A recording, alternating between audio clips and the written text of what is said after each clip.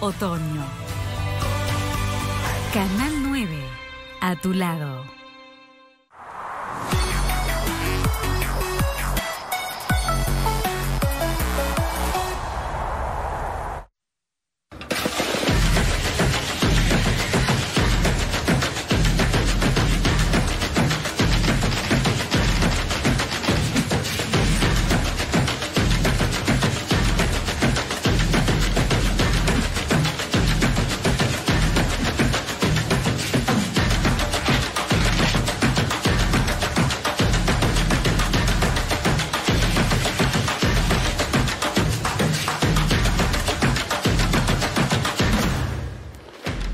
¿Qué tal? ¿Cómo les va? Buenas noches. 21:31 minutos en la República Argentina. Hasta la hora 23 estamos haciendo cuestión de fondo. 16 grados la temperatura en Paraná y alrededores, pero tenemos una humedad del 70%, ¿no?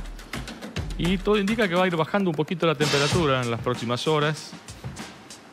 Vamos a ver. Bueno.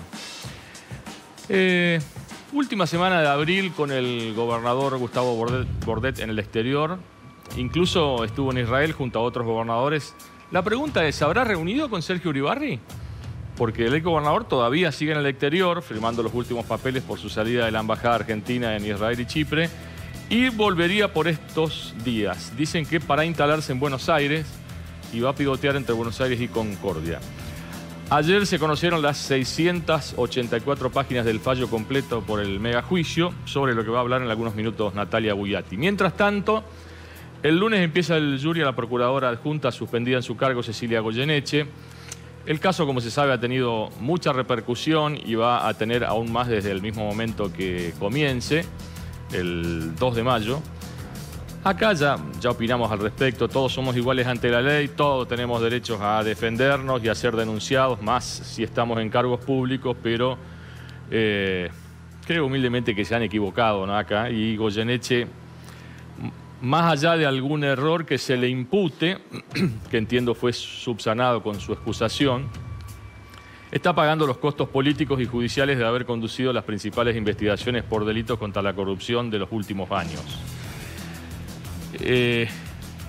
Pero bueno, porque se sabe, digamos, detrás hay mucha gente vinculada a la causa contratos, vinculadas a causas judiciales, a condenas judiciales que les han pesado y en consecuencia tuvieron que hacer el mandado también, ¿no? No voy a dar nombre, cada cual sabe a quién me refiero. Pero bueno, se verá qué ocurre en el juicio. Me sorprende nomás que buena parte del tribunal acusatorio no se haya excusado y son voto cantado en contra de Goyeneche, ¿no? Como los casos de los doctores Daniel Carubia, Juan Esmaldone y Gisela Schumacher, que asume esta semana, por sus vinculaciones con el poder político y en especial del uribarrismo. Eso nomás, ya hemos dicho de cada uno y no queremos ser reiterativos, de cada uno, insisto, y no queremos ser reiterativos.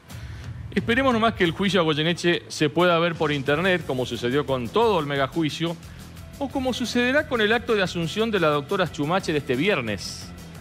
Porque hasta ahora el jurado no autorizó la emisión en vivo para todo el país o para los habitantes de Entre Ríos del juicio previsto para la semana próxima, pero sí va a emitir por streaming la asunción de la doctora Schumacher, a quien quiero mucho porque nos conocemos, la conozco desde muy joven, tanto a ella como a buena parte de su familia. Y está bien, digamos, que así sea, de que esto pase, de que se siga transmitiendo, no esta jugarreta de si habilitamos a la prensa, dejamos de transmitir por streaming y que vamos a transmitir lo que nosotros queremos, ¿no? Entonces, si asume la doctora Schumacher, vamos a poner en vivo para todo el país, ¿no? Y no está bien eso, ¿no? Porque son cosas que hacen a la transparencia, al avance de las instituciones, hacia la libertad, digamos, ¿no? Esperemos que de acá al viernes se informe de que fue habilitado la emisión por streaming de todo el juicio. Bueno, nos metemos en el programa. ¿Qué tal, Claudia? Buenas noches. Hola, muy buenas noches, Daniel. ¿Cómo anda usted? Muy bien. Bueno, títulos.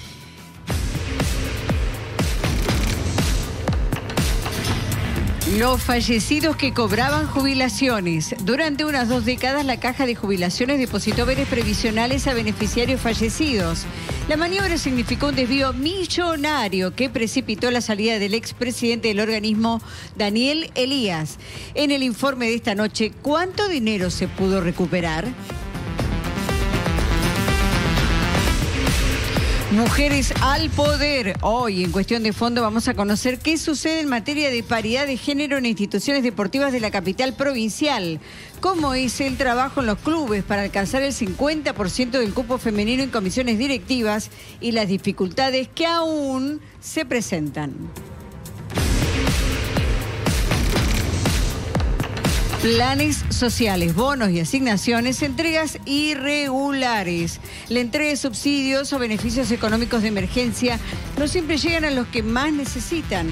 La falta de registros y la deficiencia de una base de datos confiables generan irregularidades y avivadas. En instantes te contamos cuál es la realidad en la provincia.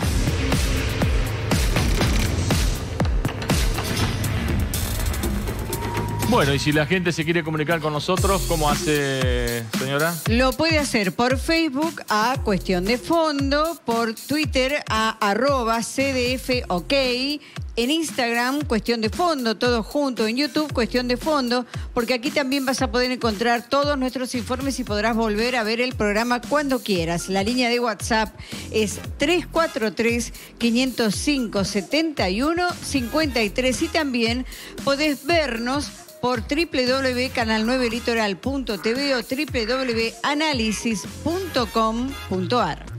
Bueno, bien. Señorita Yelén, ¿cómo anda usted? Buenas noches. Buenas noches, señorita, todavía. Señorita.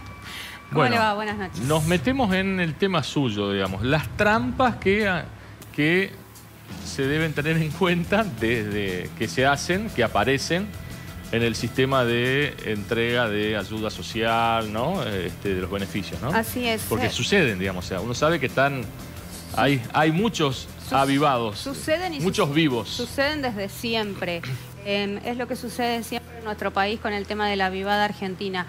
El país tiene una larga historia de planes sociales que han intentado implementar todos los gobiernos, cualquiera sea el signo político de que se trate.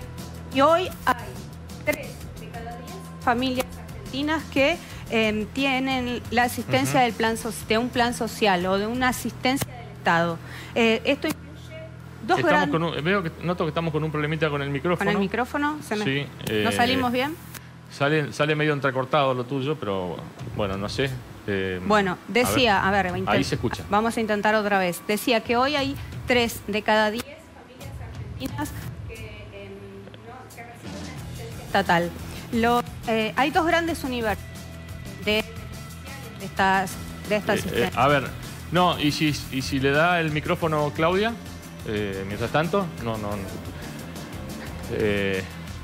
A ver, total, no hacemos imágenes, pero tiene el micrófono y cosas que pasan, digamos, ha pasado acá y en...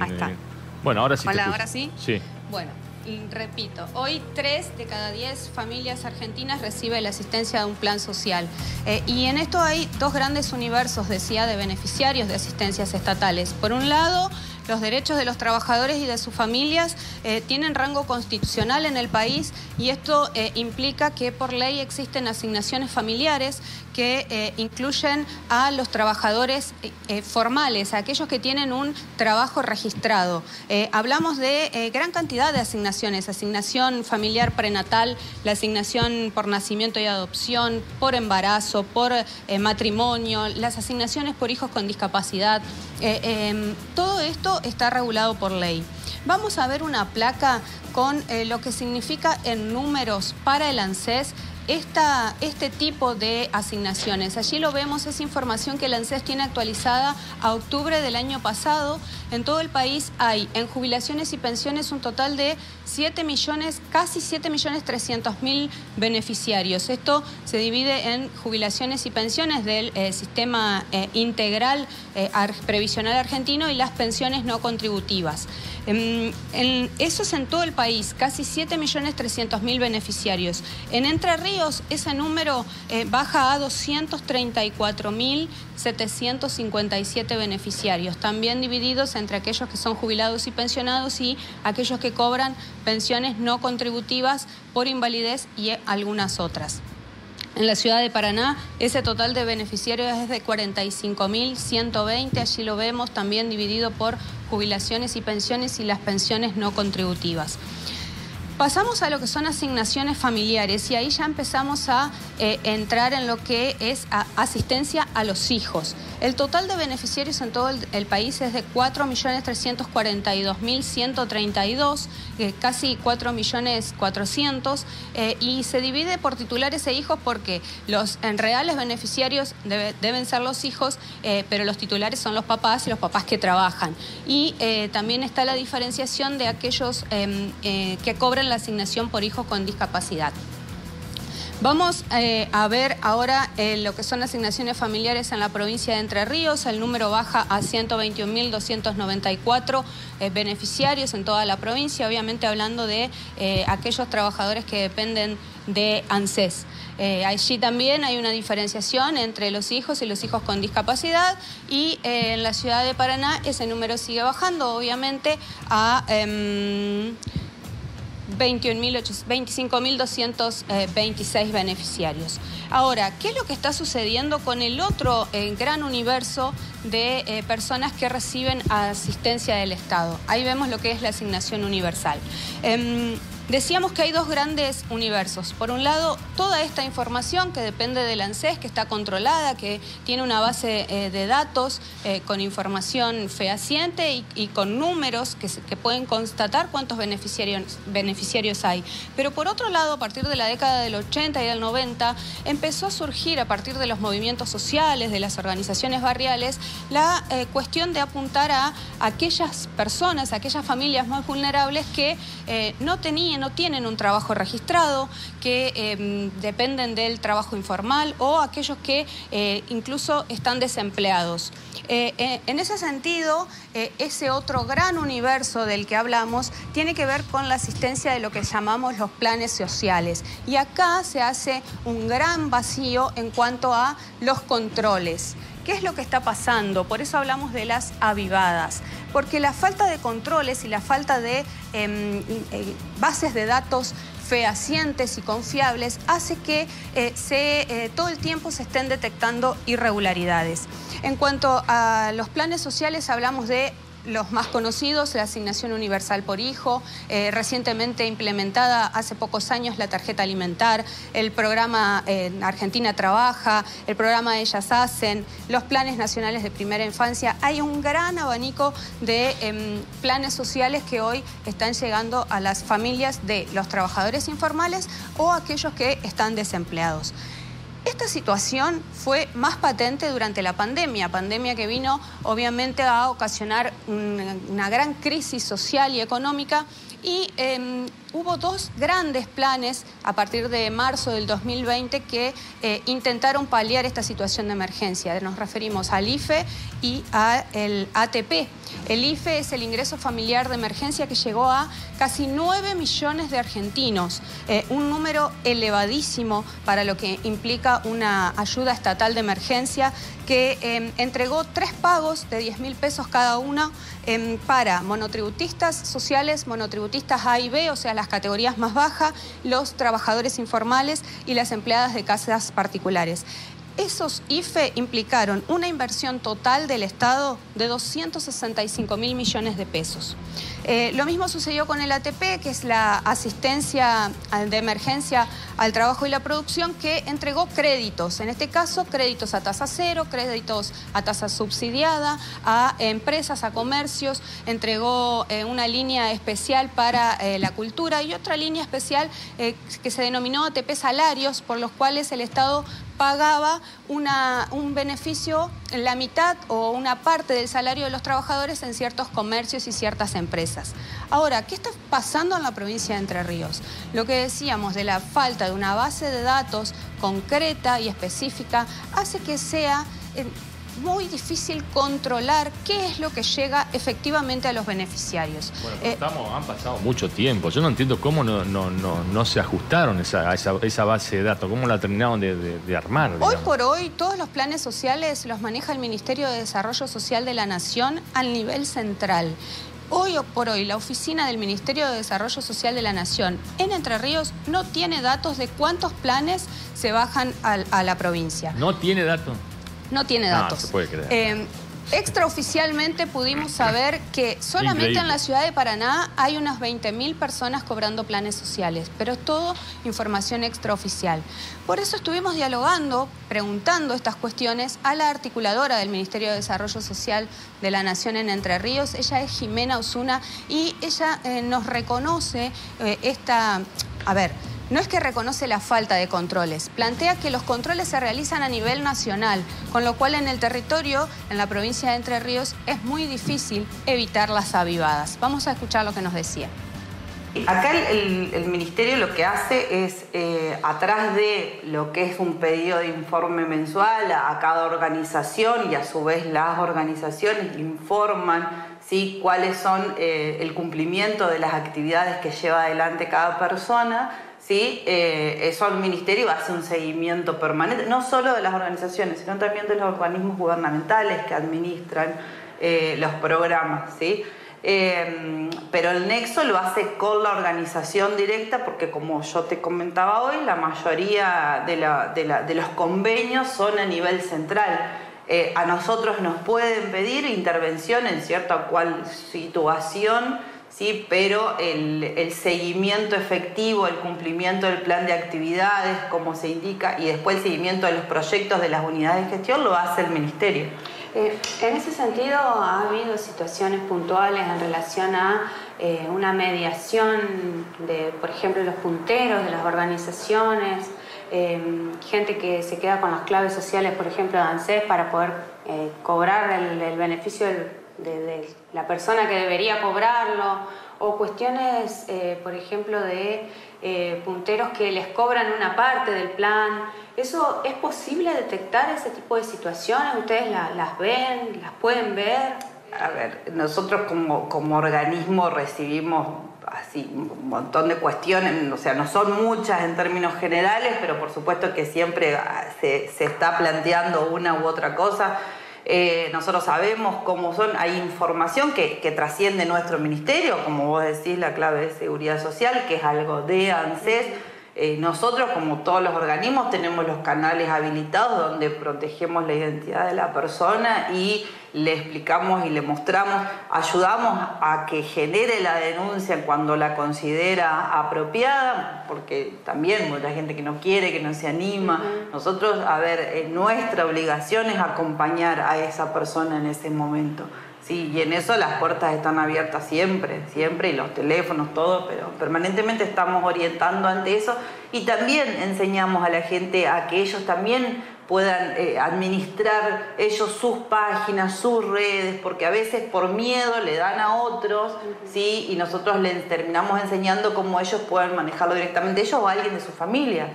Una de las críticas a este tipo de planes es el tema de la utilización política que se puede llegar a realizar.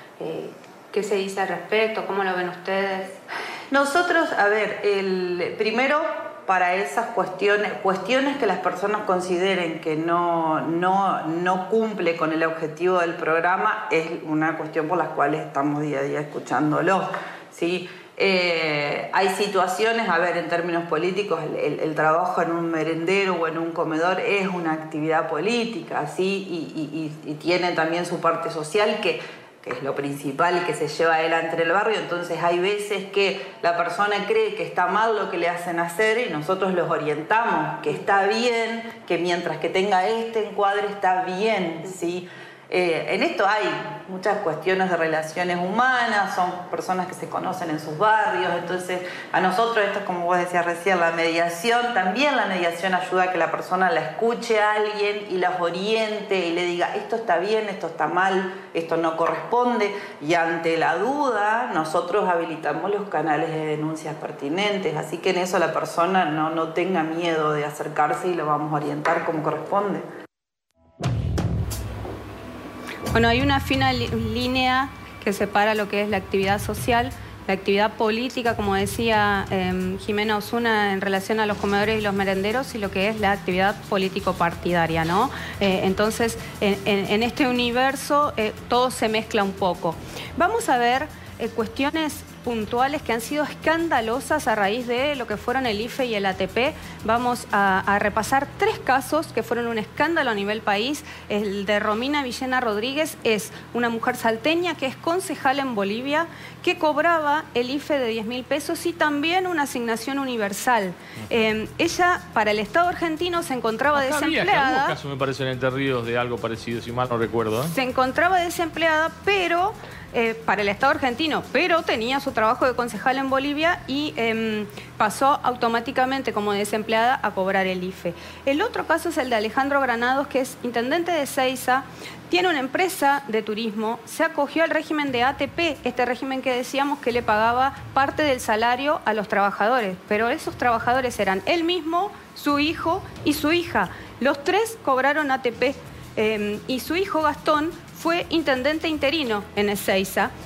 Así que 3 casos puntuales también de avivadas argentinas. Y el último que vamos a ver es el de Luis Adolfo Benítez Perrier, quien tiene 79 años, y fue un escándalo porque es tío del presidente de Paraguay. Cobra una jubilación en Paraguay, pero al contar con DNI extranjero argentino, también cobra una jubilación argentina y los otros beneficios a los cuales puede acceder por ser argentino, y fue funcionario público en Paraguay, pero nunca vivió en la Argentina, con lo cual también fue un escándalo cobrando el IFE. Y hay casos puntuales que los vemos hoy por hoy en la ciudad de Paraná, en la provincia de Entre Ríos, que son situaciones particulares en las cuales el ANSES toma cartas en el asunto. Por un lado, hay mujeres separadas con hijos a cargo, pero en donde su expareja es quien cobra la asignación por esos hijos y ese dinero nunca llega a la mujer que está a cargo del hijo, nunca llega a su hijo. Para eso, desde el ANSES nos aclaran que existe un formulario denominado formulario Madres, porque en realidad la gran cantidad de estos casos son mujeres a cargo. Pero a ver, no cobra porque no están divorciados, ¿sería? Claro, o sea, quien tiene el trabajo registrado es el marido. Ajá. Y es quien cobra la asignación.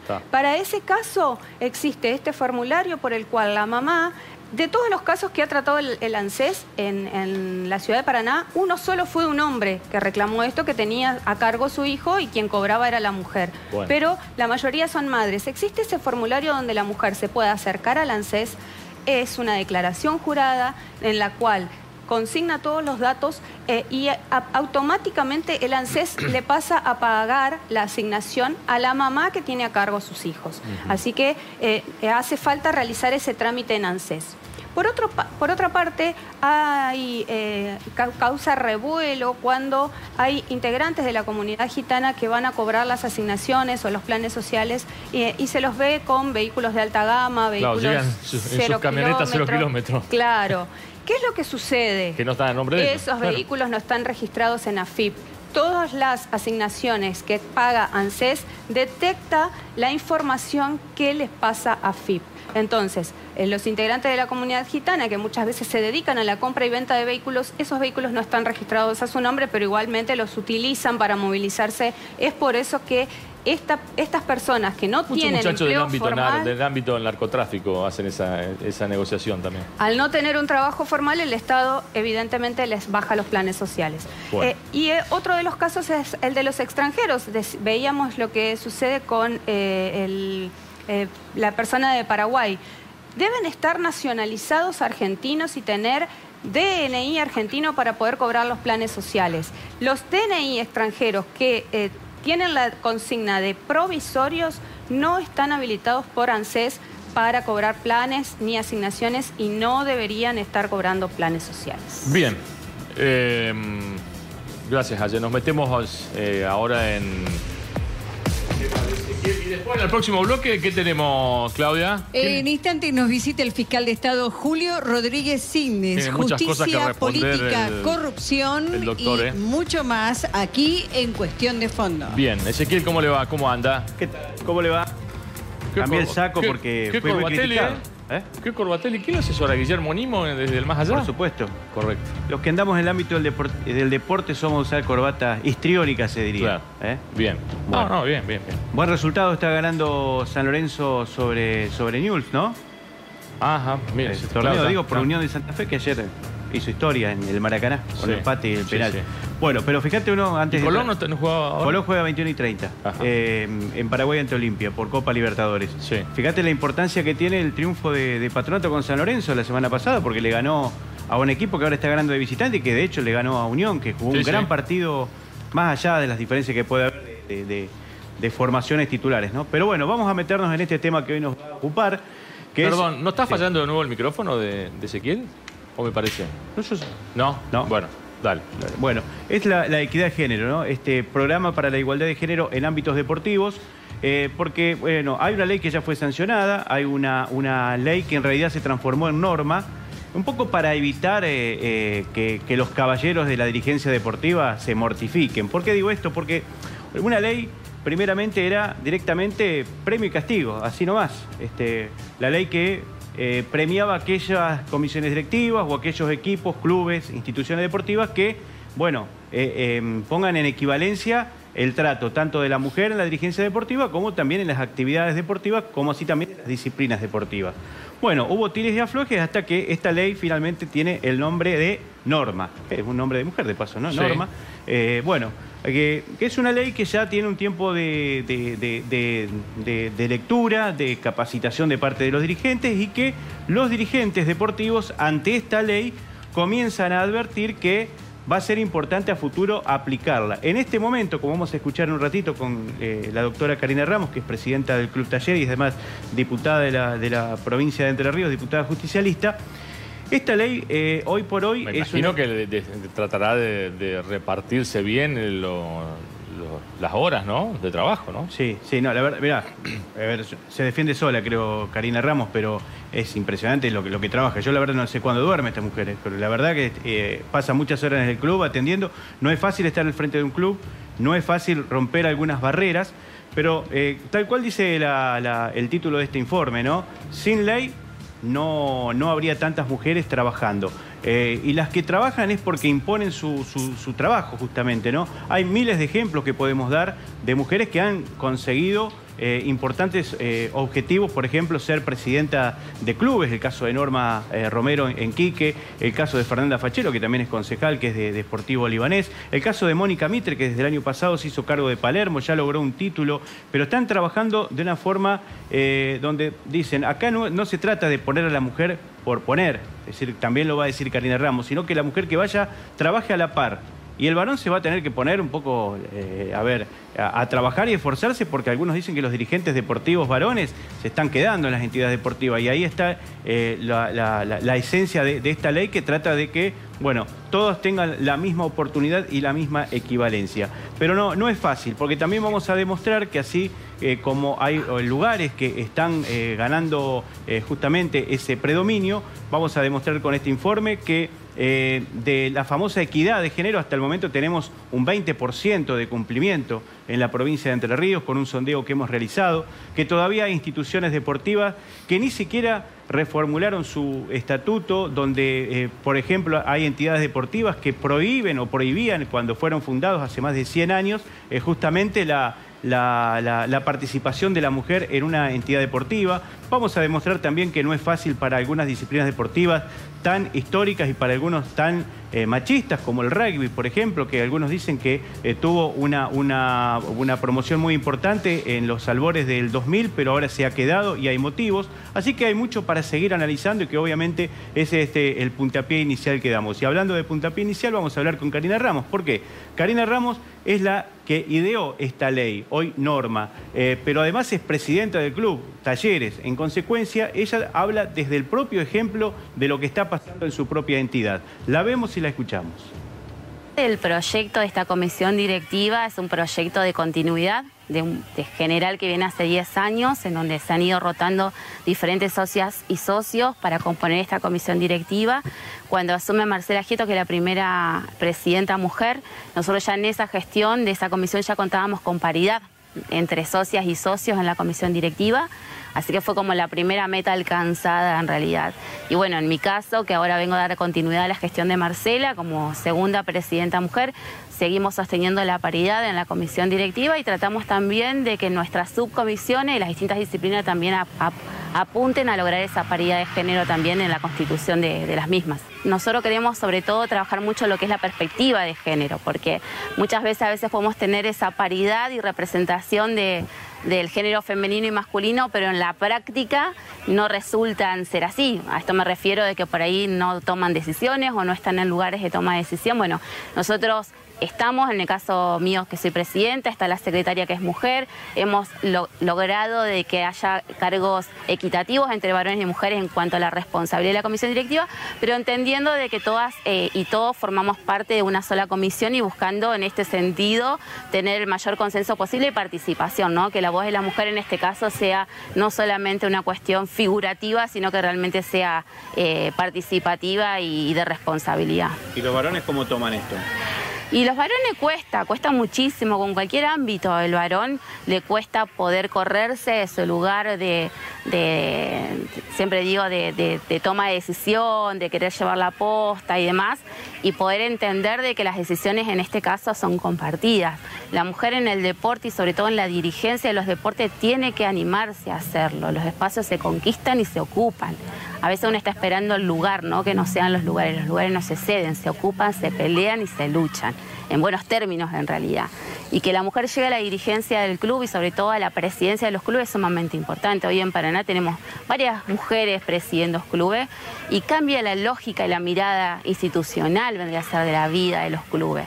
La mujer tiene una cuestión de mayor organización, mayor empatía, de mayor organización, digo yo, en el club. Y bueno, esa mirada denota, vendría a ser, en las instituciones que son presididas por mujeres.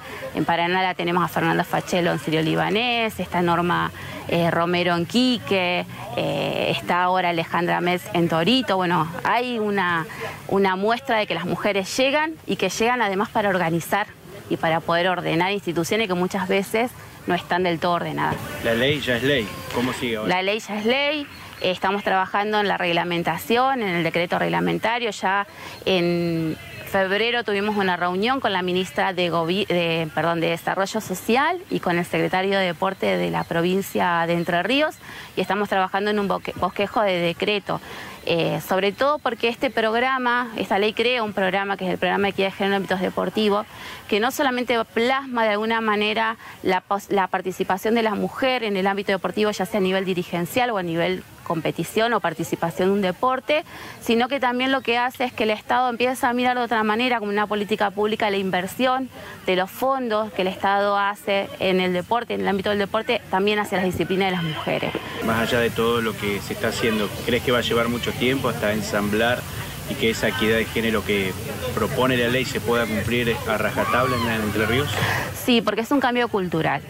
Es un cambio cultural, pero no por eso yo creo que sea imposible, ¿no? Las leyes, este tipo de leyes ayudan, que se llaman leyes de discriminación positiva en definitiva, porque ayudan en realidad o fuerzan de alguna manera a darse ese tipo de cambios, pero son cambios que son culturales, que se van dando. Yo por ahí conversamos muchísimo esto de que antes era muy común ver una foto con todos los dirigentes varones. Y hoy ya una foto solo de dirigentes varones y que no haya presencia femenina incomoda. Y los mismos varones se interpelan esto, de decir, no, nos está faltando algo, no está. Bueno, eso significa el cambio cultural, entender de que este tipo de cambios de paradigma se van dando de la mano de este tipo de legislación, pero sobre todo del cambio de conducta que se va dando en los grupos colectivos. Bien. Bueno, ahora vamos a escuchar a Guadalupe Badraco. ¿Quiere agregar algo usted? No. Ah, no, está bien. Me miró como diciendo que quería agregar algo. No, para nada. No. Sino que nos están llegando muchos mensajes de mucha gente que se está enganchando con el tema. Está bien. Acá me mencionaban la presidenta del Club Paracao, Janina Fortina. Que sería, digamos, que reemplazaría a Gustavo Tortul. ¿Reemplazaría o reemplazó? Bueno, la verdad que me sorprende el cambio, digamos. Pero sí, puede ser. Es que el cambio está. El cambio está. Bueno, pero lo que cuesta es cambiar es el rugby, evidentemente, con la subcomisión de rugby femenino Don Bosco, que fíjate que, esto, ¿no? Don Bosco, un club prácticamente de fútbol, es un club de apertura, que le ha abierto las puertas al rugby femenino. Sin embargo, no pueden competir. ¿Por qué no pueden competir? Porque no hay incentivo, porque no hay apoyo de la Unión Entrerriana de Rugby, que tiene un torneo femenino, pero que a las chicas le cuesta mucho poder participar, porque no hay equidad en cuanto al reparto de dinero, lo que sostienen. Pero vamos a escuchar a una luchadora justamente del rugby, Guadalupe Badaraco, que además intenta trabajar en lo social, porque dice que hay muchas chicas que quieren jugar, pero que lamentablemente siguen las barreras para que puedan participar en una entidad deportiva en el deporte que les gusta. Acá en la provincia está flojo, bajó bastante la cantidad de jugadoras. Hay muchas chicas que se han cambiado de clubes por falta de contención o por problemas institucionales. Y la idea es crecer, pero se necesita mucho apoyo y mucho trabajo desde la Unión para que las chicas se sientan contenidas y se sientan con ganas de seguir. Vos golpeás la puerta de la Unión Entrerriana de Rugby, presentás proyectos, ¿cómo es tu relación hoy, teniendo en cuenta que sos una de las pocas presidentas de una subcomisión de un club trabajando en rugby? Y se presentó en un momento, hace 2 o 3 años, proyectos, no hubo ningún interés. La verdad que yo, más que trabajar con las otras dirigentes que hay varias chicas involucradas, por suerte, porque siempre fuimos muy poquitas que hablamos entre nosotras, tratamos de comunicarnos con el oficial de desarrollo para arreglar todos los problemas que tenemos o algo, y las cosas se solucionan a medias o muy por arriba, y bueno, se juega como se puede, y por eso hay bastantes personas que están dejando de lado el deporte, y bueno, más allá que hay algunas leyes que están comenzando a manera de norma en la provincia, ¿crees que todavía el aporte político no es suficiente como para equilibrar la balanza de la equidad de género en el deporte, sobre todo en lo dirigencial entre masculino y femenino? Sí, tendríamos que tener, como tienen la mayoría de las provincias, que sí cumplen, de tener una subcomisión femenina o de tener más mujeres en la Unión. Acá no hay mujeres en la Unión. Bueno, ahora hay una que está como vocal segunda, pero tendría que haber mínimo una subcomisión que se dedique o un grupo que se dedique directamente o únicamente al femenino, que no tenga nada que ver con el masculino, siendo que es el mismo deporte y las reglas son las mismas y nosotras las cumplimos, y lo mismo, todo el reglamento es todo igual, pero habría que tener una subcomisión que se dedique al femenino para que sepa cómo se trabaja, esté en los clubes, viendo la problemática que tienen todos los clubes, y eso no hay. ¿Es impensado que un deporte vinculado con el varón históricamente como el rugby pueda tener en algún momento la unión entrerriana de rugby femenino? Y es un sueño bastante difícil. La verdad que se pensó varias veces, hablando con otras chicas, armar algo, presentar una mesa de mujeres, pero la mayoría tiene miedo de que después no las dejen jugar o que las releguen o que sus jugadoras no entren en los seleccionados. La verdad que es difícil, la verdad yo la veo muy lejano, pero sería, no sé si una unión paralela o más bien estar dentro de la unión, pero una mesa de mujeres que se dedica al rugby femenino, que sea apoyado por la unión. Sería prácticamente lo mismo, pero tendríamos decisión en la mayoría de las cosas. Más que nada que somos las que estamos adentro del club, que somos las que estamos con las chicas y sabemos cuáles son las problemáticas. Bueno, recién decía... ¿Qué pasa? Lo noto un poco nervioso, Ezequiel. No. ¿Está bien? ¿Está bien? No, estoy bien. No estamos preocupados acá con el camarógrafo. Sí, que transpiro más que testigo falso. Pero bueno. Recién me pasan un dato que es verdad. Susana Treidel es presidenta de la Asociación Femenina de Básquetbol de la República Argentina. Ella se hizo una asociación paralela al básquet masculino del Maxi Básquet y ha logrado una repercusión importante. De hecho, el torneo panamericano de Maxi Básquet, varón y mujer, lo organizaron todas mujeres. Sí. Fíjate cómo es la diferencia con México. Fue un exitazo acá en Panamá. Un éxito. Más de 2 millones de dólares ingresaron a la ciudad de Paraná por ese torneo. Y ahora se hace en México. Hay algunos que todavía siguen dando vuelta, creo que no encontraron el avión. No, esos son los del Panamericano de softball. No, estoy hablando femenina. Ah, está bien. En México lo organizan todos varones, o sea, hay mucha diferencia. Acá hay una integración, así que es verdad. También me pasan el dato de Susana Barrera, que es presidenta de instituto, y obviamente Yanina Fortina, que es presidenta de Paracao. Vamos a ver algunas placas sobre la actualidad, la actividad del deporte y la identidad de género, si es que hay o no. A ver los números. Por ejemplo, empezamos con la placa número 1. En 29 comisiones hicimos un relevamiento. 29 comisiones directivas, 493 cargos, 100 puestos ocupados por mujeres. Representa el 20%, lejos del 50% que se pregona. De 29 clubes, 3 no tienen mujeres en comisión directiva del relevamiento que hemos hecho. Aplausos negativos para Universitario de Concepción del Uruguay, Club Atlético Concepción del Uruguay y Club Atlético Villa Elisa, que no tienen mujer en comisiones directivas. A ponerse la pila que hay una norma. Vamos al punto número 2. A ver qué tal, tenemos de nuevo problemitas de... Si Claudia alcanza el micrófono, a ver. Porque estamos... Ahí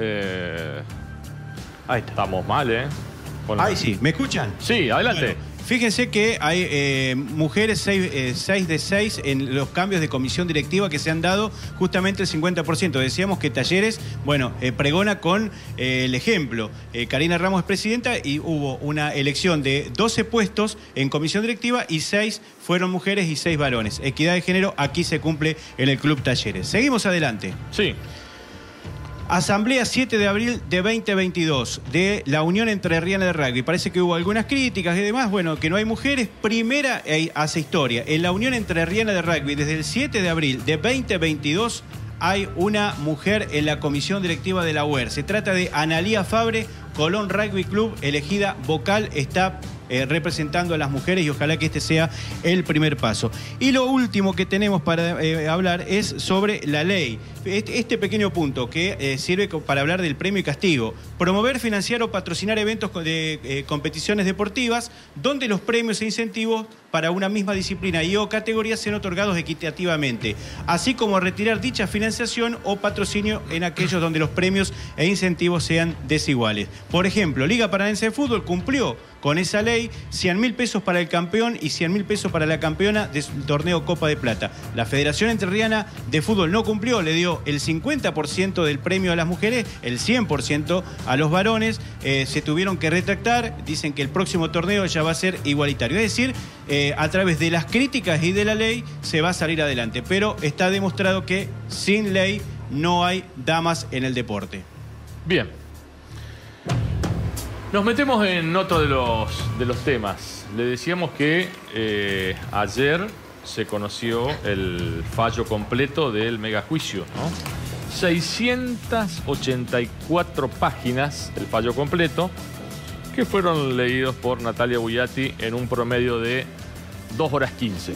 ¿Qué tal? ¿Cómo le va? ¿Cómo anda usted? Muy bien, ¿y usted? ¿Cómo anda? ¿Bien? Todo muy bien. ¿Usted practicaba lectura veloz cuando era chico? ¿no? Sí, lectura veloz. Sí, soy experta en lectura veloz. Bueno. Tenemos una estructura, una especie de esqueleto de lo que fue la sentencia con los fundamentos completos.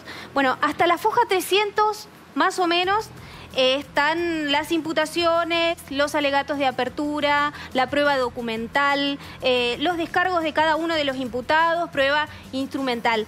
Para aquel que quiera tomarse un rato el fin de semana y leerlo en detalle, desde la página 418 en adelante comienza la valoración de los jueces. Claro. La valoración de los jueces. Así que vamos a ver algunas placas con poquitas frasecitas de lo que valoraron los jueces en el megajuicio. A ver. Primera placa. Bueno, no fue objeto de juzgamiento una gestión de gobierno, es lo que dicen los 3 jueces. Hay que contar de que es un voto unánime que fundamentó el juez Chemes, y eso es una aclaración que se hace ya desde la foja 420 de la sentencia. Los órganos de control no tienen incidencia en la cuestión penal, respondieron de esta manera a uno de los planteos principales defensivos ya en la foja 425. Es evidente que Aguilera no podía figurar como titular de las empresas, dando por acreditada la titularidad de las empresas TEP y Next en la foja 462. Vamos a la segunda placa. En la segunda placa podemos ver que quedó demostrado que Urribarri y Báez se interesaron en la contratación de Global Means y así lo consideraron los jueces respecto de la causa que involucraba también a Germán Bufa, ¿no? Eso se puede leer ya en la foja 554. Se probó que se apartó una partida, hay algunas frases que están cortaditas, los verán los televidentes, ¿no? Porque son muy largas. Se probó que se apartó una partida del Ministerio de Cultura y Comunicación aplicándola a un gasto particular, de interés particular para el exgobernador Urribarri, y se refirieron de este modo a la causa de la solicitada. Esto se lee entre las hojas 569 y 570. Y tenemos la última. Quedó demostrado el contacto directo que tenía Urribarri y su propia familia con empresarios encargados de la difusión de los spots. Los jueces dieron por acreditada de esta manera las negociaciones incompatibles en la causa de los spots, y eso lo leemos en la foja 597. Bueno, son en total 684 fojas. Y lo del hostigamiento mediático que denunciaba Rodríguez Allende, Barrandegui, eso no apareció. El Laufer tampoco apareció. Hay menciones, por supuesto que hay menciones al periodismo, a la prensa, lo que fue contar, a la revista Análisis. Pero eso en el raconto de lo que denunciaron cada uno de ellos. ¿Cómo se compone una sentencia? Pero en la sentencia, digamos, no hay ninguna en las valoraciones judiciales, ninguna apreciación que avalara lo que venían denunciando ellos, ¿no? Así es, así es. Usted viene después en el último bloque, ¿no? Así que no se va, no es todo lo que participó. No. En el próximo bloque, Claudia Martínez. En el próximo bloque de Cuestión de Fondo está en estudios el fiscal de Estado Julio Rodríguez Y le vamos Signes. a preguntar de todo esto de el megajuicio, entre otras cosas que le vamos a preguntar, obviamente. Porque va a opinar sobre justicia, política, corrupción y mucho más. Pausa, ya volvemos.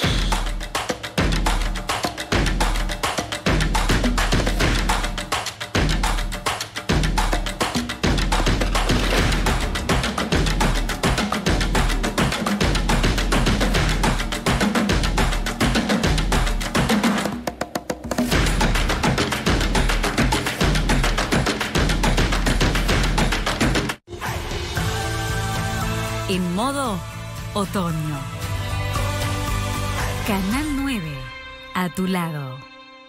Del 21 al 30 de abril vuelve el show de la cerámica Familia Bercomat. Aprovecha hasta 50% de descuento junto a los mejores planes de financiación en cerámicos, porcelanatos, adhesivos y mucho más. ¡Te esperamos! Si sos estudiante, viajas gratis. Si sos docente, viajas gratis. Si sos asistente escolar, viajas gratis. Boleto educativo gratuito para toda la provincia de Santa Fe. Santa Fe Provincia. ¿Qué es Vagovit para vos? Vagovit es... Por más que te lo diga, es algo que se siente. Hay que probarla. ¿Cómo te explico que hace 2 meses tenía estas estrías? Y mira mi piel ahora. Para entenderlas, tenés que probarla. Y para probarla, hasta el 30 de abril, Vagovit A Crema y el nuevo Vagovit Serum Antiestrías a mitad de precio. Escribinos a tu piel en línea, llévate el descuento para canjear en tu farmacia y convertite en fan de Vagovit. Sufrir de hemorroides me fue alejando de lo que más me gusta, los caballos. Era una pesadilla hacer cualquier cosa. Imagínate apoyar la cola en la montura. Es un sufrimiento por dentro que te anula. Creo que estuve cerca del bisturí. Pero Contractil me cambió la vida. Real, ¿eh? Contractil Cápsulas alivia las hemorroides desde adentro. Sus 3 ingredientes con efecto flevoconstrictor alivian la picazón, el dolor y la inflamación desde la primera toma. Contractil Cápsulas, alivio desde lo profundo. ¿Te dieron alto el colesterol y los triglicéridos? Proba con Fitocheckups. Su fórmula única con chía y fitoesteroles actúa sobre el colesterol que produce el propio cuerpo y también el que ingerís con los alimentos para ayudar a mantener tus arterias sanas. Con Fitocheckups, libera tus arterias. Amo tejer, pero la artrosis me paralizaba las manos. Era un dolor insoportable. Me sentaba en una silla bajita y le tenía que pedir a mi señora que me ayude a levantarme. Solo el que lo vive lo puede entender. Llegó Infiltrex, nutrición para tus articulaciones. Colágeno tipo 2, que ayuda a proteger el cartílago. Y curcumina, que ayuda a disminuir el dolor. Con Infiltrex volví a hacer lo que me gusta. Nuevo Infiltrex, volvé a moverte. Entrevistas, cuidado de la salud, educación, entretenimiento, viajes por todo el país, interés mutuo. Domingos a las 12:15. 9 Litoral, a tu lado. Uy, lo que debe ser ese nudo, te quedaste dura. Genio, genial. ¿Quieres ver cómo actúa rápido paracetamol de Geniol? Toma, déjame a mí. Ya está. El paracetamol de Geniol despegó. Uy, cómo levanta esto. ¿Sentís lo que hace el paracetamol de liberación inmediata? Mirá lo que hace con ese nudo. ¡Uy, qué velocidad! ¿Y? ¿Actuó rápido? Es genial. No, Paulita, es genial. De Laboratorio Elea. Llega Santa Fe Extravaganza 10 años. Por primera vez Flavio Mendoza en el show Éxito de Argentina. Únicas funciones. Compra tu entrada por Ticketway.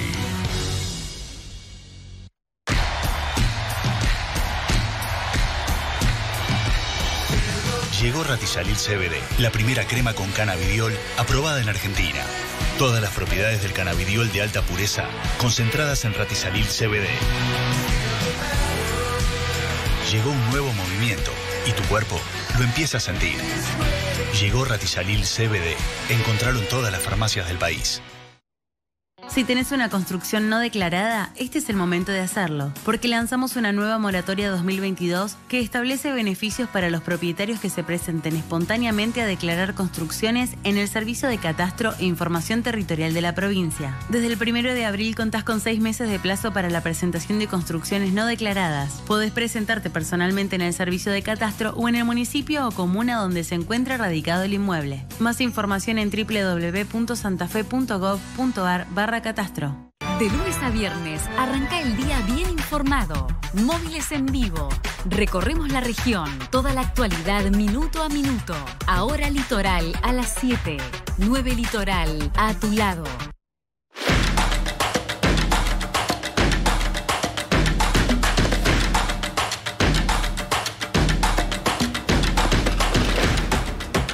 Bien, segundo bloque del programa. Fue largo el primero. ¿Cómo le va, Rodríguez Cisne? ¿Cómo anda? Buenas noches. ¿Qué tal, Daniel? ¿Cómo le llama? Bueno, hablábamos recién de la condena a Uribarri, ¿no? ¿Qué se hará desde Fiscalía de Estado una vez que quede firme la sentencia?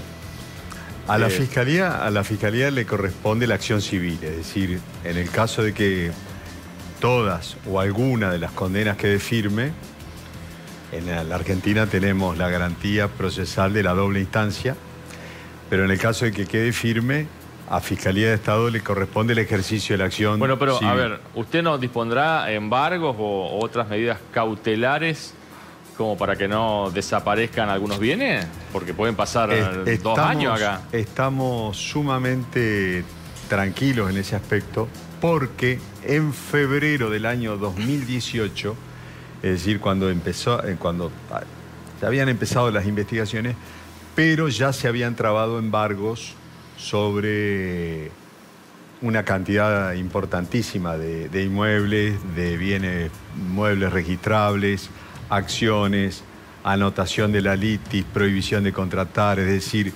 prácticamente toda la batería de medidas cautelares que el Código ofrece estaban trabadas y se mantienen trabadas, más allá del decomiso que se ordenó en la sentencia, pero las medidas cautelares ya estaban trabadas, de manera que hay un resguardo acerca de la reparación patrimonial. ¿Cuánto se ha recuperado desde el Estado por causas judiciales, no? Recuerdo lo de Mario Yedro, en el departamento Tala, lo de las propiedades Riguelato. Y bueno, yo le diría a Daniel que en cada proceso judicial que ha concluido con una sentencia condenatoria, ha habido un resarcimiento. En ese sentido, el sistema funciona, más allá de los casos en sí, ¿no? Pero de la existencia de los casos en sí. Pero yo no le podría cuantificar globalmente, pero en cada una de los juicios ha habido recupero. Caso Yedro, hubo recupero del campo que se decomisó. Caso Rossi, hubo una reparación económica. Tenemos de nuevo un problemita con el micrófono, ¿no? Me parece. A ver, Claudia, el micrófono. Qué bárbaro, ¿eh? Estamos castigados. Agarre ese. Bueno. Usted mencionaba el caso Yedro, mencionó el caso Rossi. ¿Rossi de qué? Enriquecimiento ilícito. Y sí, pero ¿qué? ¿Se le expropió algo? ¿Cómo? ¿Se le expropió algo a Rossi? No. Él hizo un acuerdo y compensó económicamente. Es decir, pagó la multa. La multa y el daño. Ajá. Y el daño. Caso Bustamante, hubo un acuerdo. Este caso fue contemporáneo a estos que se decidieron ahora. Caso Taleb, hubo un decomiso, en todos los casos, le diría, en los casos que han tenido sentencia firme, por supuesto, porque hay que hablar de que las sentencias tienen que adquirir ese estado. Pero en todos los casos ha habido un resarcimiento, de manera que... Le pregunto específicamente, a ver, el tema de los puertos de Ibicuí, por ejemplo, porque se habían enviado varios millones de dólares que no se vieron en obras y hubo condenas por fraude.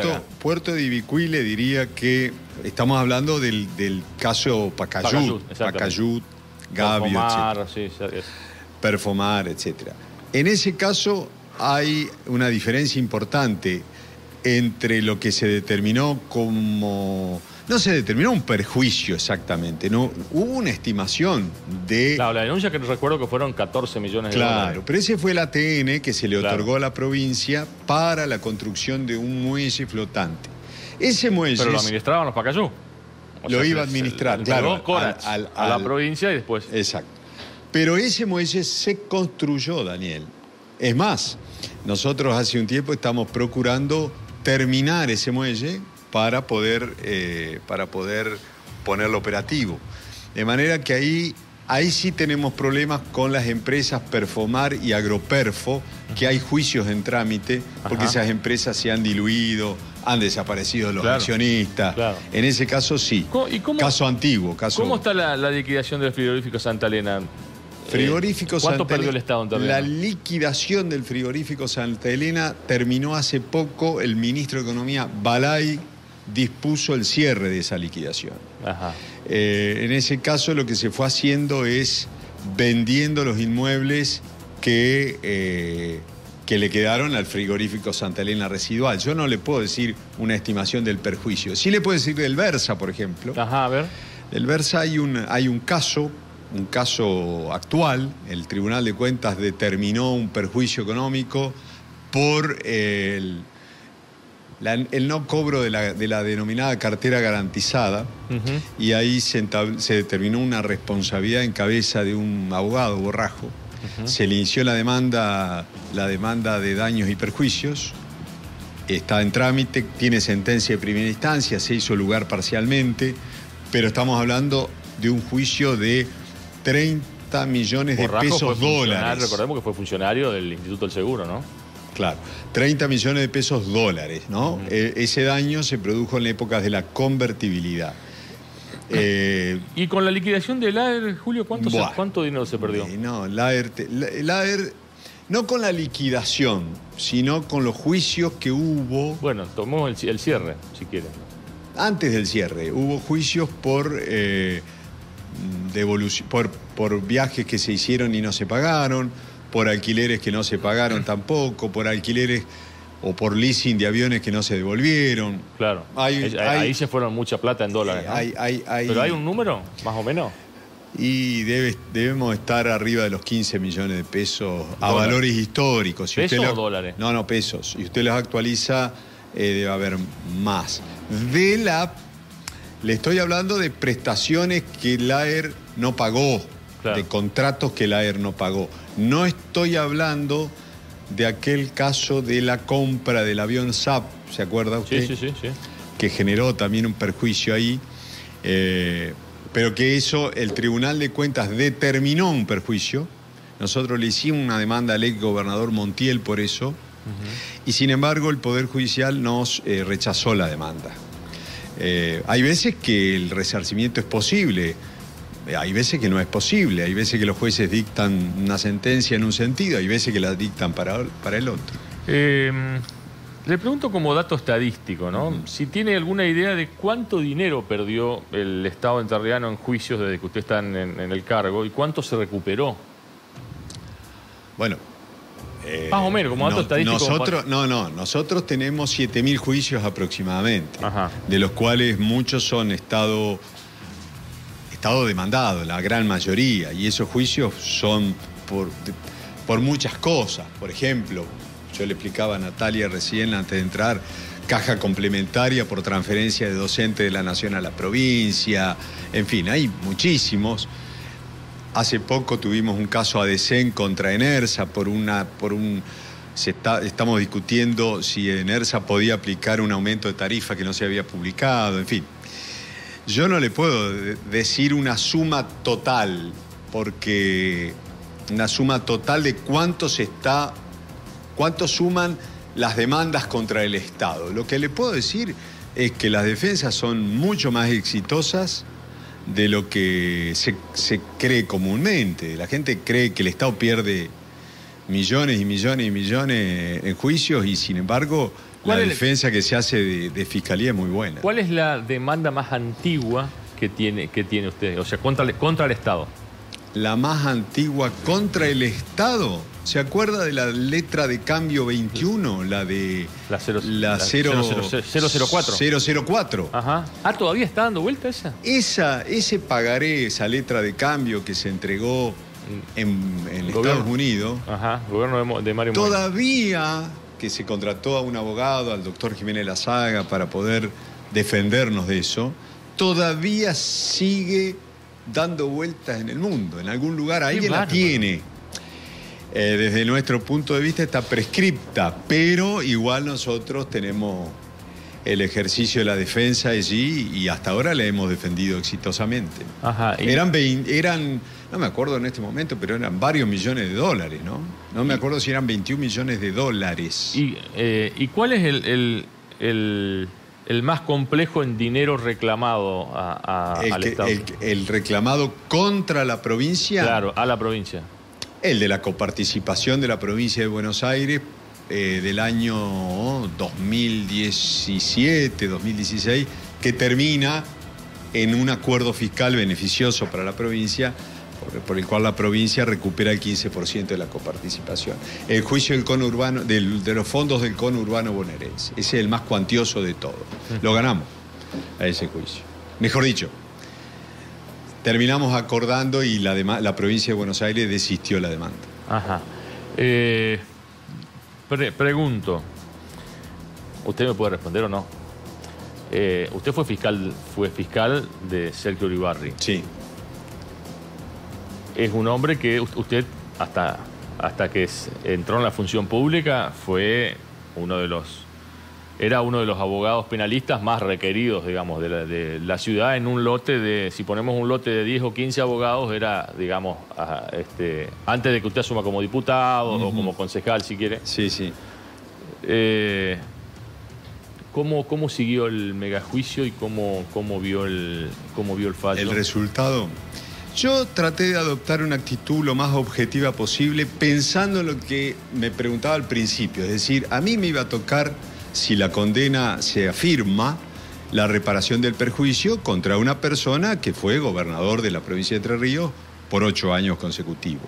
De manera que lo tomé con mucha objetividad y así lo hice. Escuché la sentencia detenidamente, tomé nota precisa de lo que se fue razonando, argumentando en esa sentencia. Y después le di mi opinión al gobernador de la provincia cuando el gobernador de la provincia me la pidió.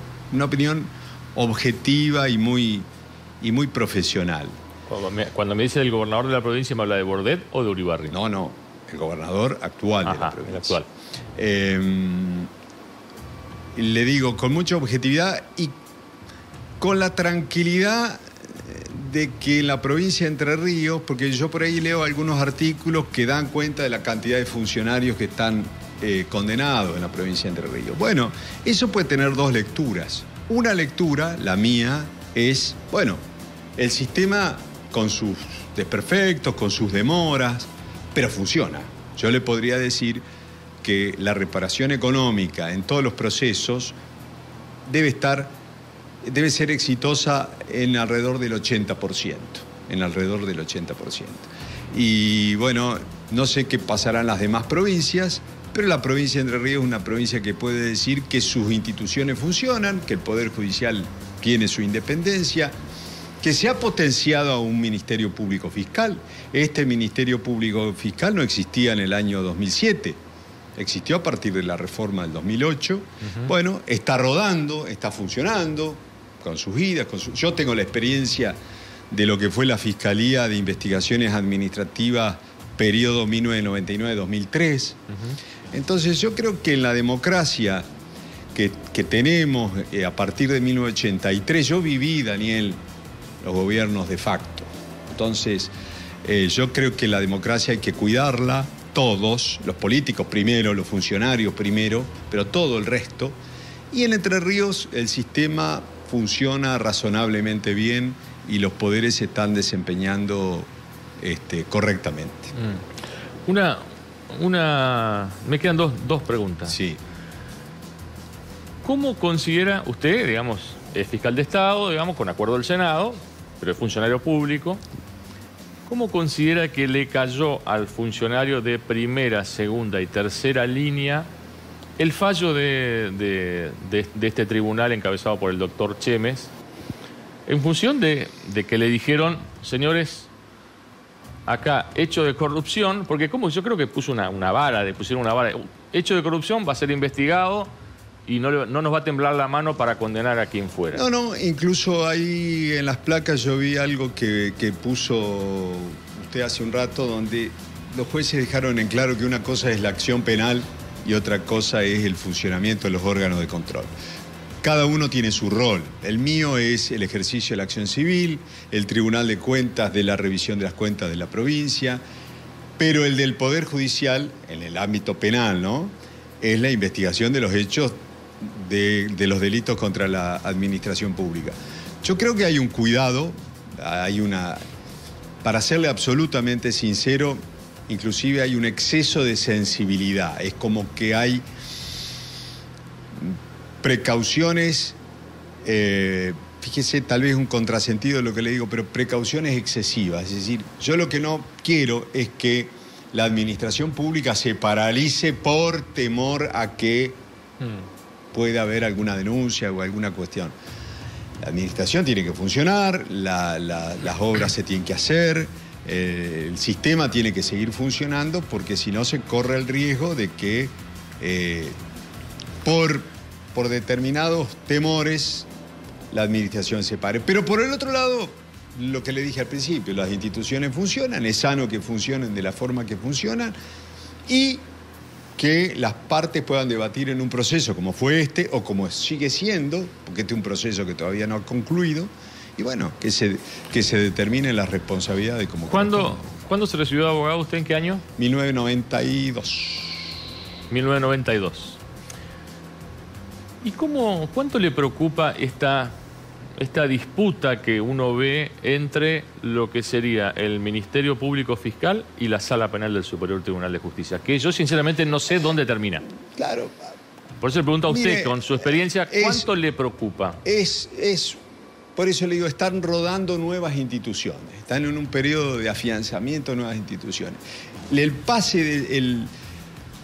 El cambio del sistema mixto, llamado sistema mixto, que rigió hasta el 2007, al sistema acusatorio, es un cambio importantísimo. En todas las provincias donde se ha puesto en marcha, ha sido conflictivo, en todas.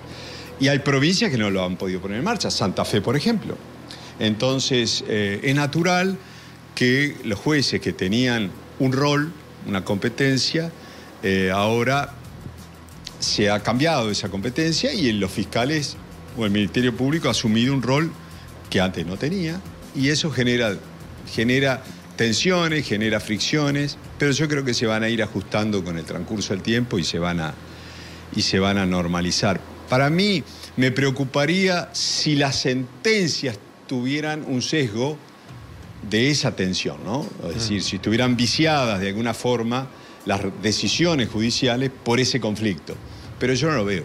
Bien. En lo que hace a mi labor, ese conflicto no me genera problema. Bien, doctor Rodríguez Cisne, gracias por la presencia. Al contrario. Nos vamos a la última pausa. Hay varios temas todavía, no se vaya, ya volvemos.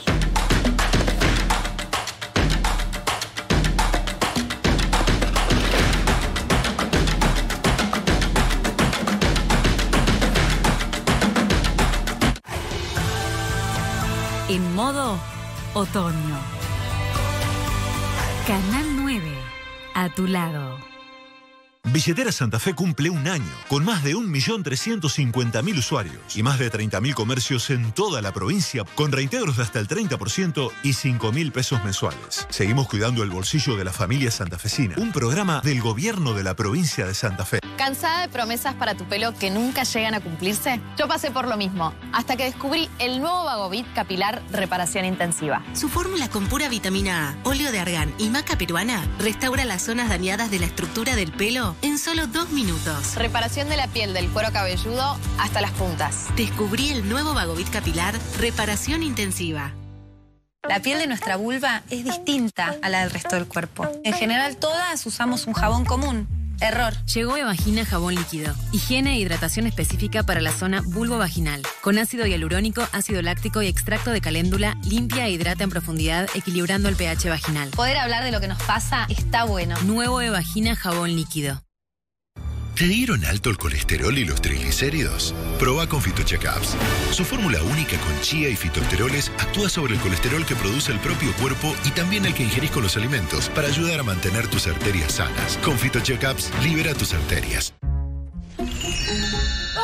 Uy, lo que debe ser ese nudo. Te quedaste dura. Genio, genial. ¿Quieres ver cómo actúa de rápido paracetamol de Geniol? Toma, déjame a mí. Ya está. El paracetamol de Geniol despegó. ¡Uy, cómo levanta esto! ¿Sentís lo que hace el paracetamol de liberación inmediata? Mirá lo que hace con ese nudo. ¡Uy, qué velocidad! ¿Y? ¿Actuó rápido? Es genial. No, Paulita, es genial. De Laboratorio Elea. Ubicá en pantallas LED, en Paraná, en Avenida Ramírez y Boulevard Racero. En Valle María, en Ruta 11 y Monseñor Dobler. En María Grande, en Hipólito Yrigoyen y Córdoba. Y más localidades en el interior. Comunicate con nosotros. MCLED Publicidad. www.mcled.com. Sufrir de hemorroides me fue alejando de lo que más me gusta, los caballos. Era una pesadilla hacer cualquier cosa. Imagínate apoyar la cola en la montura. Es un sufrimiento por dentro que te anula. Creo que estuve cerca del bisturí. Pero Contractil me cambió la vida. Real, ¿eh? Contractil Cápsulas alivia las hemorroides desde adentro. Sus 3 ingredientes con efecto fleoconstrictor alivian la picazón, el dolor y la inflamación desde la primera toma. Contractil Cápsulas, alivio desde lo profundo. Yo también tenía dudas, pero se me fueron con Evacopa. ¿Se puede desbordar? Cuando está bien puesta, se genera un vacío que no permite ningún tipo de fuga. ¿Y cada cuánto se cambia? Evacopa retiene hasta 5 veces más que un tampón. La cambias a la mañana y a la noche. Son 12 horas que te olvidas. ¿Cómo se limpia? Al principio y al final de cada ciclo, hervirla de 3 a 5 minutos. Y entre recambios, solo enjuagarla con agua. ¿Y vos qué estás esperando? Animate al cambio con Evacopa. Amo tejer, pero la artrosis me paralizaba las manos. Era un dolor insoportable. Me sentaba en una silla bajita y le tenía que pedir a mi señora que me ayude a levantarme. Solo el que lo vive lo puede entender. Llegó Infiltrex, nutrición para tus articulaciones. Colágeno tipo 2, que ayuda a proteger el cartílago. Y curcumina, que ayuda a disminuir el dolor. Con Infiltrex volví a hacer lo que me gusta. Nuevo Infiltrex, volvé a moverte. Me duele el cuello, no puedo moverme. ¿Tenés dolor muscular? Tafirol. Me duele mucho la cintura. ¿Dolor de espalda? Tafirol. Me duele muchísimo la cabeza. Si te duele la cabeza, tomate un Tafirol. No doy más del dolor de garganta. ¿Dolor de garganta? Tafirol. Todos los especialistas lo saben. Tafirol es fuerte con los dolores y suave con tu estómago. Por eso es el analgésico número 1 de la Argentina. Solo Tafirol es Tafirol. Mensaje avalado por la Sociedad Argentina de Medicina. Disfruta de los Juegos Sudamericanos de la Juventud en Rosario. Deportes, actividades recreativas y paseos gastronómicos. Comprá tus entradas en www.vivisantafe.com. Viví la pasión de los Juegos y conocé nuestra provincia. Turismo, Santa Fe Provincia.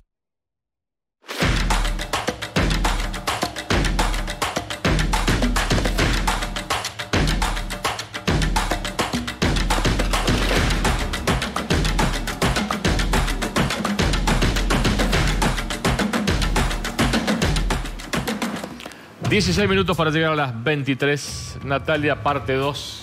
Parte 2. Jubilaciones. Claro. 2 puntos. Claro, jubilaciones 2 puntos. El 17 de septiembre de 2020, Revista Análisis daba a conocer una situación que se dio en la caja de jubilaciones durante unas 2 décadas. Hay casos registrados de 2003 o antes de personas jubiladas que percibían haberes de la caja de jubilaciones, pero estaban fallecidas y se les seguía depositando años y años y años. La jubilación. Recuerdo que contamos de un caso del 97. Claro. Que era el más antiguo, ¿no? El más antiguo, sí. Después otro de 2003. Por eso son unas 2 décadas o un poquito más de 2 décadas. Bueno, en el año 2020 se conoció la salida de Daniel Elías de la caja de jubilaciones después de 17 años de estar al frente del organismo. Que sigue cobrando un sueldo, digamos, porque es asesor de Marcelo Casareto. Exactamente, exactamente. Sigue cobrando un sueldo importante. Bueno, esta publicación que les mencionaba de la revista Análisis hizo leer de otra manera esta salida de Daniel Elías. Se supo en ese momento que desde las esferas más altas de la gobernación se le había pedido una especie de explicaciones luego de que el IOSPER detectara un lote de unas 80 personas que estaban cobrando, estaban fallecidas, pero se les seguía abonando el beneficio desde la caja de jubilaciones. Bueno, desde el IOSPER se advirtió esta situación porque seguían con la cobertura médica y se detectó en ese momento, se calculó un desvío mensual aproximado de unos 2,5 millones de pesos, lo que significaba unos 30 millones anuales. Bueno, por eso, no solo se salió Daniel Elías del organismo, sino que él se presentó en la justicia, dio una serie de respuestas, se iniciaron algún proceso investigativo en el Tribunal de Cuentas que hacía años había llamado la atención sobre esta situación. Se abrió una causa en Fiscalía y también otro proceso en la Fiscalía de Estado. Vamos a escuchar porque Cuestión de Fondo habló con el actual presidente de la Caja de Jubilaciones de la provincia que pudo recuperar bastante de este dinero. Calculan más o menos un 80% del dinero se pudo recuperar, así que vamos a escuchar una primera parte. Bueno, nosotros, y digo nosotros porque soy parte de un directorio también, más allá de ocupar la presidencia, inmediatamente empezamos a hacer trabajos de contralor y de auditoría y demás que los continuamos hasta el día de hoy.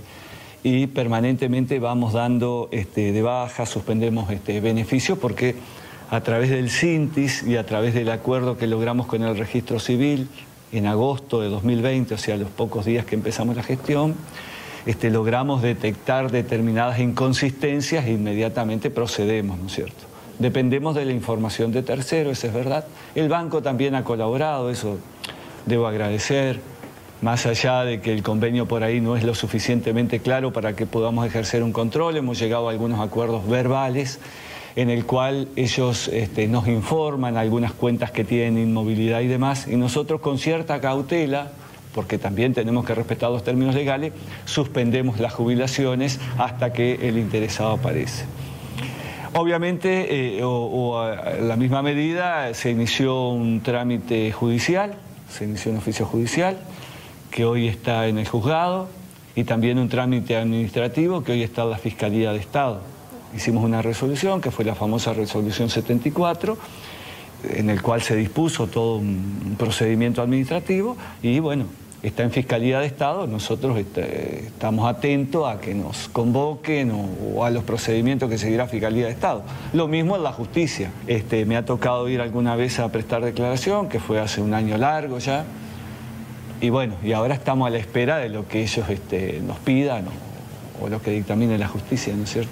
Hubo denuncias, yo no estaba acá, estaba en la gobernación, hubo denuncias y se empezó a ver que había personas que hacía muchos años habían fallecido y que se les seguía depositando por parte de la Caja de Jubilaciones de la provincia. Eso no quiere decir que lo hayan cobrado, la Caja recuperó el capital en un porcentaje mayor al 80%. No solo de las jubilaciones comunes, como le decimos nosotros, eso incluye obviamente alguna jubilación especial y demás, pero de las jubilaciones, sino también del sistema de ama de casa que durante gran parte de su existencia no se habían hecho los controles, nosotros los hacemos, los seguimos haciendo mensualmente, más allá del importe que cobre la beneficiaria, y también hemos recuperado una cifra importante. en amas de casa, el capital de amas de casa. Hoy andamos recuperando alrededor de 170 millones, 170.600.000 pesos. ¿Cuánto se calculó la...? No, porcentajes deben andar en, mire, 210 millones más o menos, porque hubo gente que aprovechó el momento, ojo, se presume y siguió percibiendo. Algún familiar de algún fallecido ponía la tarjeta y retiraba dinero, ¿no es cierto? Bueno, el dato sería ese, que faltan 40 millones. Sí, podrían haber sido cobrados por familiares de estos beneficiarios que han fallecido, ¿no? No necesariamente podría haber algún delito. Perdón, acá. Son 40 millones que hay que ver actualizado a cuánto llegan, digamos, ¿no? Claro. Porque estamos hablando de cifras históricas son también. 20 años. Vamos a ver una placa donde tenemos los montos exactos sobre el dinero, ahí tenemos. El dinero total solicitado al banco por depósitos a personas fallecidas es de 186.900.000 pesos por 185 agentes fallecidos. Y el 24 del 4 de este año, o sea, hace muy poquitos días, se recuperó 163.499.075 pesos, o sea, casi un 85% del total que se había depositado a cuentas de personas que habían fallecido. Bueno, como les contaba, hay una investigación... Cuando vos decís una investigación fiscal, una investigación penal, o sea, en la justicia. Exactamente. Ajá. Y además está la administrativa, que es la de Fiscalía de Estado y otra del Tribunal de Cuentas. Y del Tribunal de Cuentas. Ajá. Exactamente. Sí, bueno, en la investigación del Ministerio Público Fiscal hubo cierto movimiento. Al principio se libraron exhortos a organismos públicos para colectar información. Y bueno, se está en ese proceso, ¿no?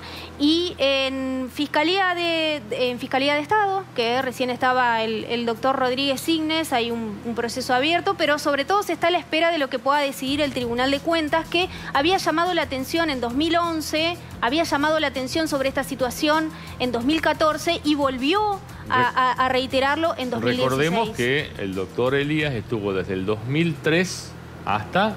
que termina siendo eyectado por este tema. Insisto, hoy está como asesor de Casareto con sueldo de la Caja de Jubilaciones que le paga más de 200.000 pesos por mes. Sí. Tenemos una segunda parte de la nota con el contador Escarione que vamos a escuchar ahora. Hay algunos entrerrianos y también de otras provincias. ¿Por qué otras provincias? Porque nosotros en eso dependemos del CINTIS, que es un organismo nacional que nos envía la información. También a partir de agosto y gracias a la gestión del gobernador Bordet, que me puso en contacto con la secretaria que estaba a cargo del organismo, que era la contadora Tolosa Paz, que hoy creo que ocupa un cargo legislativo en la provincia, en Nación, y que nos brindó todo el apoyo, pudimos aceitar un poco más el tema de que nos envían la información y demás, porque venía un poquito retrasada, gracias a su influencia pudimos aceitar y recibimos esa información, que no es inmediata, porque el CINTI a su vez se nutre de información de todas las provincias. En la medida que el banco vio que esa cuenta estaba vacía era porque se la habían cobrado, o porque faltaba dinero, o porque se habían cobrado. Si una persona murió por marzo del 2018 y el último retiro fue en junio de 2021, quiere decir que hubo alguien que fue retirando, ¿no es cierto? Doy fechas antojadizas, obviamente. Pero en general ya le digo, acá yo no creo que haya habido en general, y debido al alto porcentaje de recupero de capital que hemos tenido, acá lo que hubo fue se iba depositando. Eso no quiere decir que los muertos cobraban. No, eso no es tan así. Pero sí que se depositaba a personas que habían fallecido. No es para defender a nadie, pero también debo advertir que tal vez nos está pasando también. En menor medida, porque estamos ajustando, como yo le digo, todas las medidas, pero nos puede llegar a pasar. Primero por la demora que tiene el CINTIS, que a veces la misma autoridad nacional nos decía, hay provincias que capaz pasan 10 meses que no te mandan la información. El momento en que nos pusimos a disposición de ellos, y remitimos los informes mensualmente, y sabemos que nos controlan también. No hemos tenido mayores inconvenientes. Obviamente hemos explicado qué es lo que estamos haciendo, de la manera que estamos haciendo, y con la sinceridad de decir que también tenemos un margen de error, por lo que le comentaba a usted y por lo que siempre digo, porque también es positivo y creo que es lógico y hay que sincerarse, hay que decir la verdad. Nosotros también tenemos un margen de error, porque nuestro sistema no es el mejor, porque la información no llega en el momento preciso. Bueno, fundamentalmente esto, hay un margen de error, dice. Esto podría llegar a estar pasando actualmente, están intentando de que no ocurra y para eso trabajan en conjunto con el registro civil, con los bancos, ¿no?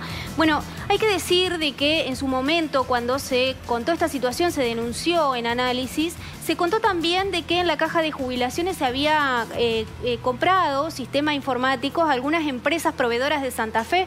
Claro, Elías había comprado en su momento, ¿no? Puntualmente a Excelcom y Percom.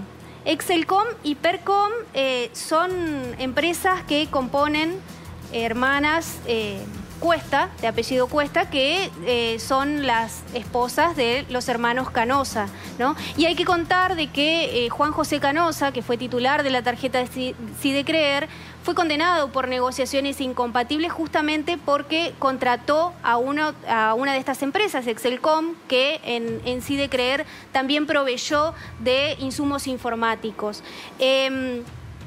Actualmente nos dijo el contador Escarione que la Caja no tiene ningún convenio con estas empresas informáticas.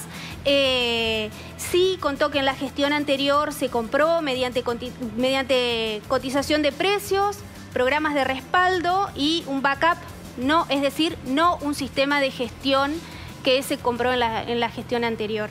Bueno, tenemos una segunda placa, porque ¿cómo hay que leer toda esta situación? Todo esto que ocurrió en la caja de situaciones, no podemos dejar de leerlo sin tener en cuenta la situación del sistema previsional entrerriano y de la caja de jubilaciones de la provincia. Entonces trajimos algunos datos. Hay actualmente unos 114.000 aportantes activos en la caja y hay 59.000 beneficiarios aproximadamente. Debería haber entre 3,5 a 4 activos por cada pasivo. Por esto del déficit que conocemos ya desde hace algunos años, ¿no? Hay unas 100 escalas salariales en la caja de jubilaciones de toda la provincia, unas escalas salariales que son muy amplias, con sueldos nominales que van de 1.600.000 y 1.700.000, perdón, y sueldos nominales o sea, 1.700.000 sería hoy por hoy el más pago de los jubilados del Superior Tribunal de Justicia, ¿no? Exactamente. Eso sería. Exactamente. Y sueldos muy bajos, ¿no? 1.700.000. Para 2022 se presupuesta un déficit de 32 millones de pesos en la caja, pero en realidad podría ser más. Eso es lo que está presupuestado, ¿no? En los informes, pero podría ser un poco más. Acá me llegan algunos mensajes, me dicen de que no está funcionando la central telefónica de la caja de jubilaciones, por eso dice que no, la gente llama y nadie los atiende. Bueno, hay una línea de WhatsApp que se puso en funcionamiento durante la pandemia, ¿no? Donde donde las personas podían acudir a cualquier inquietud, seguir expedientes. Actualmente nosotros fuimos ayer a la caja de jubilaciones y está con las puertas abiertas. El contador Escarione nos habló muy bien de su personal. ¿Sí? Sí. No, yo creo que Escarione hizo varios cambios, digamos, ¿no?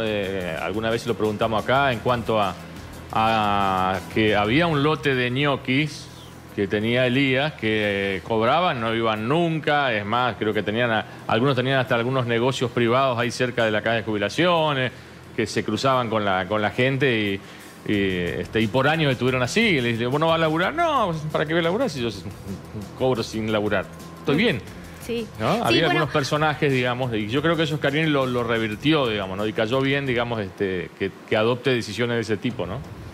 Bueno, ayer nos contó de que había cerca de 200 personas trabajando en las oficinas de la Caja y algunos, los menores, un número menor que estaba por fuera del edificio de la Caja de Jubilaciones. De hecho, en una de las ediciones de la revista Análisis donde se contó esta situación, fueron 2 ediciones de la revista en 2020. En una de ellas, en la segunda puntualmente, se contó alguna situación con algún dirigente sindical, ¿no? Claro. Algún dirigente sindical que es Pacha Palacios. Exactamente. Pacha Palacios y gente de él que trabaja en la Caja de Jubilaciones y se exigía... Acá me especifican, el déficit hoy por hoy es de 32.000 millones. Ese es el déficit actual de la Caja de Jubilaciones. Bueno, ¿nos vamos? ¿Terminamos? Hora 23. Hasta el miércoles que viene. Gracias por estar del otro lado, como siempre. Hasta entonces...